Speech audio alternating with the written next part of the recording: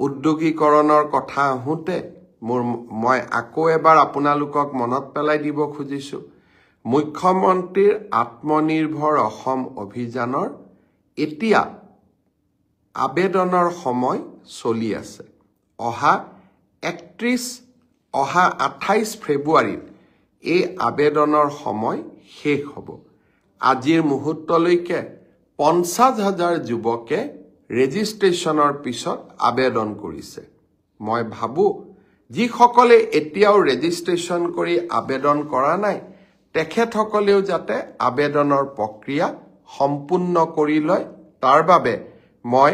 যুৱক সমাজক আকৌ এবাৰ আহ্বান জনাম বহুতৰ মনত প্ৰশ্ন এডিআৰই ৰিজাল্ট কেতিয়া দিব মই আপোনালোকক প্ৰতিশ্ৰুতি দিয়া অনুসৰি একেবাৰে মাৰ্চ মাহৰ 7 তাৰিখৰ আগতে আমি এডিআৰই ৰিজাল্ট দিম কিন্তু এডিআৰই ৰিজাল্টৰ কাৰণে আপোনালোকে উৎকণ্ঠিত হৈ থকাৰো কোনো কাৰণ নাই কাৰণ প্ৰত্যেকখন বহি বা OMR sheet answer কি এতিয়া আপোনালোকৰ হাততে আছে গতিকে সেবাই ৰিজাল্ট দিয়ক বা নিদিয়ক আপোনালোকে নিজেই নিজৰ ফলাফলৰ আকলন এটা কৰিয়েই ল'ব পাৰে যোৱাকালি অসম বিধানসভাত ন্যায়াধীশ বিপ্লৱ শৰ্মা কমিটিৰ প্ৰতিবেদনখনো অসম লোকসেৱা আয়োগৰ দুৰ্নীতিৰ সম্পৰ্কত প্ৰতিবেদনখনো মই দাখিল কৰিছোঁ ন্যায়াধীশ শৰ্মাৰ প্ৰতিবেদনখনলৈ যেতিয়া চকু মেলি চাওঁ বা আমি যদি আৰু এবাৰ দৃষ্টি নিক্ষেপ কৰোঁ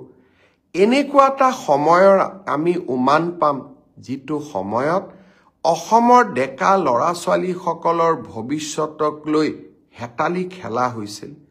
কংগ্ৰেছ চৰকাৰৰ দিনত লোকসেৱা আয়োগৰ পৰীক্ষাই হওক প্ৰতিটো পৰীক্ষাতে দুৰ্নীতি আৰু টকা পইচাৰ লেনদেনে দুখীয়া আৰু মধ্যবিত্ত সমাজখনৰ পৰা চৰকাৰী চাকৰিৰ আশা আকাংক্ষা বহু দূৰলৈ লৈ গৈছিল এতিয়া মোক কিছুমান যুৱক যুৱতীয়ে সুধি থাকে স্যাৰ ৰিজাল্ট কেতিয়া দিব স্যাৰ পৰীক্ষাৰ ফলাফল কেতিয়া দিব মই মনতে ভাবো যে আজি যদি অসমত কংগ্ৰেছ চৰকাৰ থাকিলহেঁতেন ৰাকেশ পালৰ দৰে এপিএছচিৰ চেয়াৰমেন থাকিলেহেঁতেন কোন তাৰিখে এডিআৰই ৰিজাল্ট দিব অসম পুলিচৰ কোন দিনা ৰিজাল্ট দিব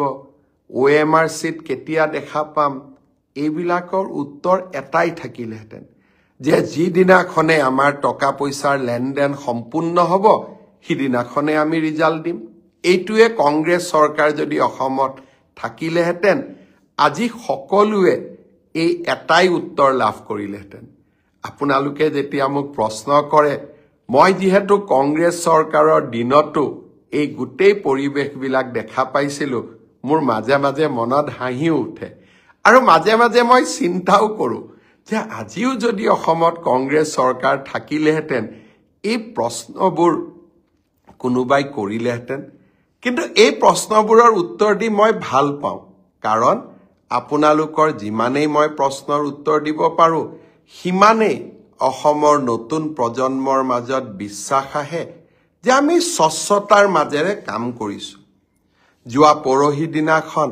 লোকসেৱা আয়োগত এইবাৰৰ পৰীক্ষাত পাছ কৰা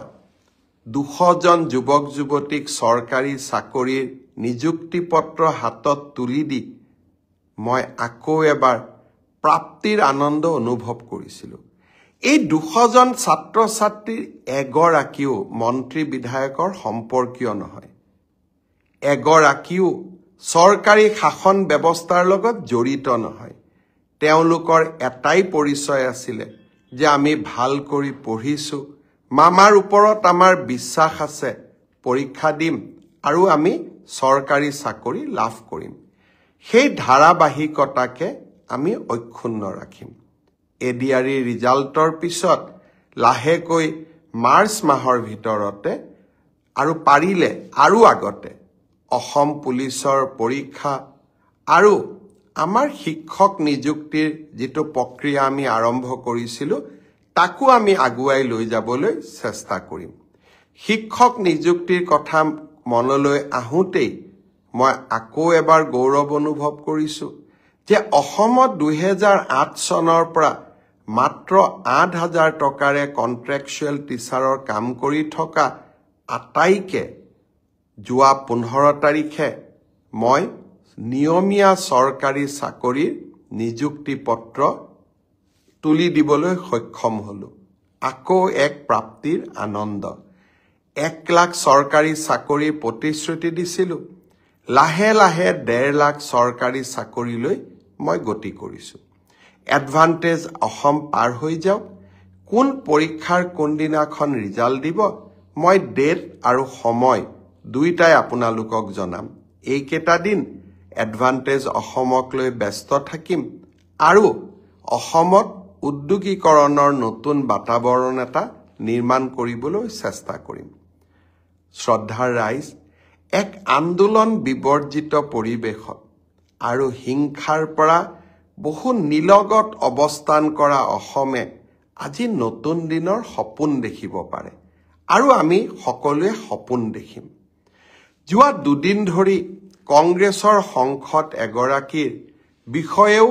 বিভিন্ন আলাপ আলোচনা হৈ আছে। বহুতে মোক বিশ্বাস কৰিছে যে হয় ইয়াৰ আঁৰত কিবা কথা লুকাই আছে আৰু কিছুমানে ইয়াত ৰাজনীতিৰো গুণ পাইছে। মই ৰাইজক এটাই কথা ক'ব খোজো,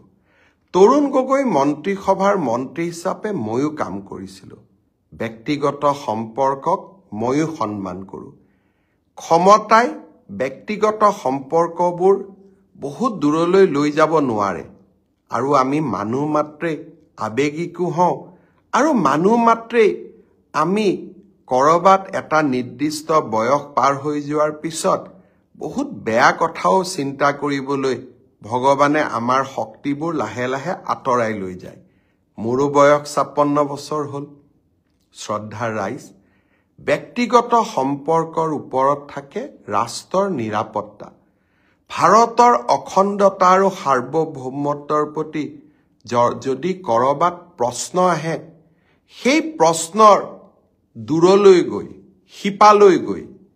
এজন মুখ্যমন্ত্ৰীৰ দায়িত্ব যাতে আমাৰ দেশৰ নিৰাপত্তাৰ ওপৰত কতোৱেই প্ৰশ্নবোধক চিন আহিব নোৱাৰে। এই বিষয়টো যথেষ্ট গভীৰ বিষয়। SIT গঠন কৰা হৈছে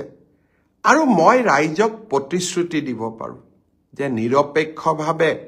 আমি তদন্তৰ কামত আগুৱাই গৈছো। কিন্তু তদন্ত যিমানেই আগবাঢ়ি গৈছে বহু কেইটা ভয়াৱহ তথ্যও আমাৰ হাতলৈ আহিছে। মই ভাবো যে কিছু 2 মাহ 3 মাহৰ ভিতৰত অসমৰ ৰাইজক আমি এনে কিছুমান তথ্য দিব পাৰিম, প্ৰতিগৰাকী ৰাইজে তেতিয়া উপলব্ধি কৰিব যে হিমন্ত বিশ্ব শৰ্মাই ক'তো ৰাজনীতি কৰা নাই। হিমন্ত বিশ্ব শৰ্মাই মুখ্যমন্ত্ৰী হিচাপে মাত্ৰ তেখেতৰ দায়িত্বহে নিৰ্বাহন কৰিছে। আৰু মই সঁচাকৈ ক'ব খোজো, দেয়াৰ উইল বি শ্বকিং ৰিভিলেশ্যন, গুৰুত্বপূৰ্ণ আৰু ভয়াৱহ তথ্য আমাৰ সন্মুখলৈ আহিব। অন্যথা আমাৰ জয় জয় মই আজিৰ দিনটোত মই সৰু ৰাজনীতি কৰাৰ মোৰ কোনো প্ৰয়োজনেই নাই। অসমৰ ৰাইজে বিজেপি দলক আকৌ এবাৰ চৰকাৰ পাতিবলৈ সুবিধা দিয়াটো খাটাং আৰু ৰাইজৰ বহুত দিনৰ পৰা ৰাজনীতি কৰি আছো, ৰাইজৰ মৰম চেনেহ মই বুজিব পাৰোঁ। কিন্তু ৰাজনীতি কৰবাত, চৰকাৰ গঠন কৰবাত, দেশৰ সাৰ্বভৌম আৰু নিৰাপত্তা অক্ষুণ্ণ ৰখাৰ প্ৰধান আৰু প্ৰথম দায়িত্ব ৰাজ্যৰ মুখ্যমন্ত্ৰীজনৰ ওচৰত। আমি তেনেকেই শপত গ্ৰহণ কৰোঁ আৰু যোৱা 3 দিনত হোৱা ঘটনাৰাজি ই কাৰো ব্যক্তিগত আশা আকাংক্ষা, ব্যক্তিগত দেশ বিদ্বেষ পৰিপূৰণৰ বাবে নহয়, ই মাত্ৰ আমাৰ ভাৰত আৰু অসমৰ অখণ্ডতা আৰু আমাৰ নিৰাপত্তাৰ সৈতে জড়িত।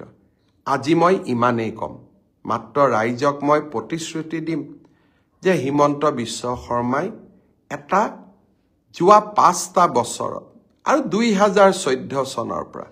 যদি বিজেপিৰ শাসন কোনোবাই দেখে, আমি এজনো কংগ্ৰেছী নেতাৰ ওপৰত প্ৰতিহিংসামূলক কাম কৰা নাই কাৰণ মই ব্যক্তিগত সম্পৰ্কক বিশ্বাস কৰোঁ কিন্তু যেতিয়া ৰাষ্ট্ৰৰ নিৰাপত্তাৰ সৈতে জড়িত বিষয়বস্তু আহে তেতিয়া আমি ব্যক্তিগত সম্পৰ্কৰ বহু ওপৰলৈ যাব লাগিব কাৰণ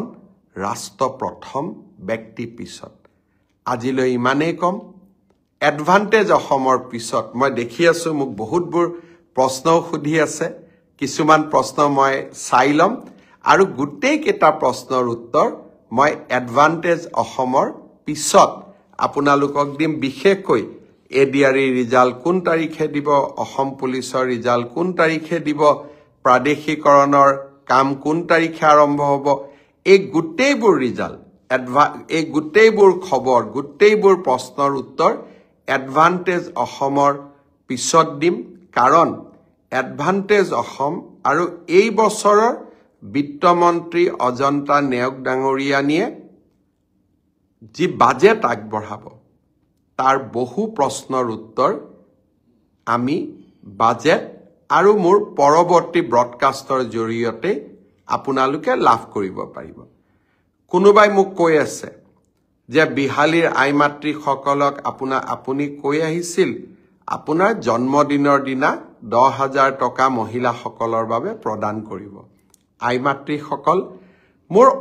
আসল জন্মদিন 1 ফেব্ৰুৱাৰী কিন্তু সৰকাৰী কাগজত লিখা জন্মদিন 1 এপ্ৰিল সেইকাৰণে 1 এপ্ৰিলৰ দিনাখনে মই বিহালীত যাম কাৰণ ব্যক্তিগত হিচাপে মোৰ জন্মদিন 1 ফেব্ৰুৱাৰী কিন্তু সৰকাৰী হিচাপত মোৰ জন্মদিন 1 এপ্ৰিল আৰু সেইকাৰণে মুখ্যমন্ত্ৰী হিচাপে মোৰ অফিচিয়েল জন্মদিন 1 এপ্ৰিল আৰু সিদিনাখনে মই বিহালীৰ আইমাতৃ সকললৈকে মেটমৰা উপহাৰ লৈ বিহালীত উপস্থিত হ'ম তেতিয়ালৈকে বহুত বহুত ধন্যবাদ জয় হিন্দ বন্দে মাতৰম